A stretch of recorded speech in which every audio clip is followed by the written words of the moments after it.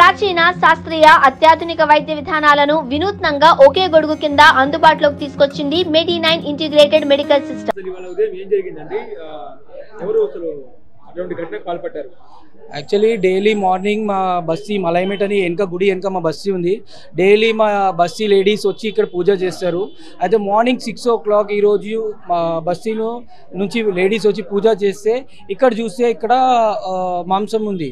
అయితే అప్పుడే మాకు కాల్ చేసి ఇట్లా ఇక్కడ ఉంది, ఇట్లా జరిగిందని చెప్తే మేము ఇమ్మీడియట్గా ఇక్కడ వచ్చి చూస్తే అక్కడ అట్లనే చాలా పెద్దగా సైజ్గా మాంసం ఉంది. తర్వాత పోలీసు వాళ్ళు వచ్చి దానికి తీసేసి అక్కడే క్లోజ్ చేద్దామని ప్రయత్నం చేశారు. అయితే అప్పుడే మా తమ్ముళ్ళు వీడియో తీశారు ప్రూఫ్గా. తీసిన తర్వాత మేము అందరిని ఫోన్ చేసాము, అందరినీ ఫోన్ చేసి కంప్లైంట్ రేజ్ చేసాము. మాకేందంటే ఇది ఫస్ట్ టైం కాదండి, ఇంతకుముందు అయిన ఘటనకి క్లోజ్ చేసేసారు. ఇట్లనే ఎలాంటి ఇష్యూ కాకుండా క్లోజ్ చేసేసారు. ఇప్పుడు చాలా క్రిటికల్ ప్లేస్ ఇది. అంటే ఇక్కడ చుట్టుపక్కల మొత్తం మ్యానేటరీ ఉంది, మా బస్సు ఏమో దీనికి వెనుక ఉంది. అయితే ప్రతిరోజు మా బస్సు నుంచి అందరు ఇక్కడ వచ్చి పూజ చేస్తారు. అయితే సేఫ్టీ లేకుండా సెక్యూరిటీ లేకుండా ఇక్కడ చాలా ఇబ్బంది పడుతున్నాం.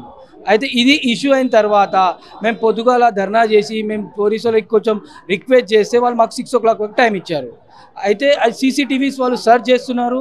గవర్నమెంట్ తరఫు నుంచి ఎలాంటి గుడిలకి సీసీటీవీస్ లేవు. ఓకే, కమిటీ వాళ్ళు పెట్టాలని చెప్తున్నారు. బట్ సెకండరీ ఫస్ట్ ఇలాంటి ఆల్రెడీ హైదరాబాద్లో ఇన్సిడెంట్ జరుగుతున్నాయి, దాదాపుగా 6 months నుంచి జరుగుతున్నాయి. అప్పుడైన తర్వాత కూడా గుడీస్కి కెమెరాలు పెట్టలేరు. గవర్నమెంట్ కూడా కొంచెం ఇనిషియేటివ్ తీసుకొని కెమెరాలు పెడుతుంటే బాగుండేది, ఈ ఇష్యూ కాకపోతుండే. ఇప్పుడు ఇన్వెస్టిగేషన్ జరుగుతుందని చెప్తున్నారు.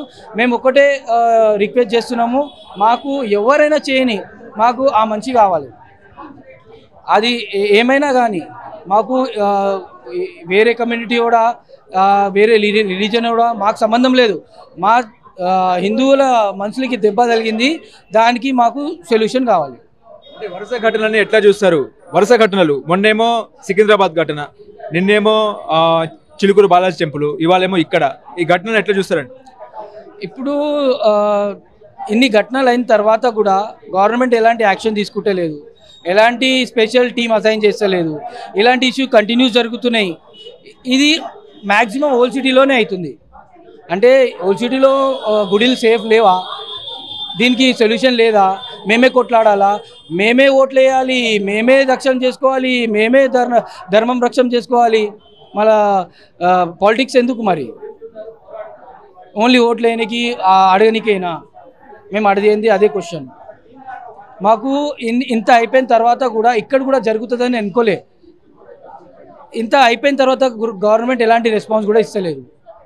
ఇప్పుడు పోలీసు వాళ్ళు కూడా మ్యాక్సిమం దీన్ని క్లోజ్ చేయడానికి ట్రై చేస్తున్నారు.